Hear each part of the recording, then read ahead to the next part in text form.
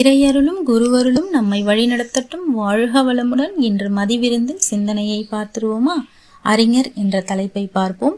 அறிவின் இருப்பிடம், இயல்பு, இயக்கம் அறிந்து ஒழுகுவோர் அறிஞர்கள் ஆவார். இதோட குட்டி கதை பார்க்கலாமா?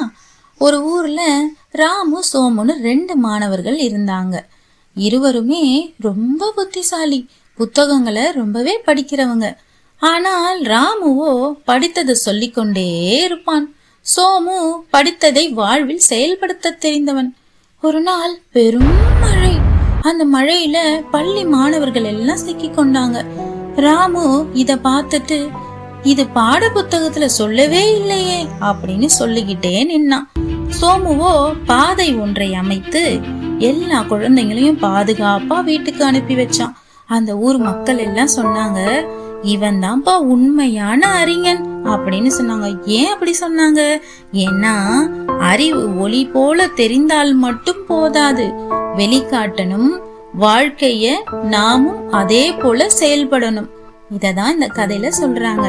நாளைக்கு ஒரு கோட்ஸோட சூப்பரான ஒரு ஸ்டோரியோட மதிவிருந்தில் சந்திப்போம். வாழ்க வளமுடன்.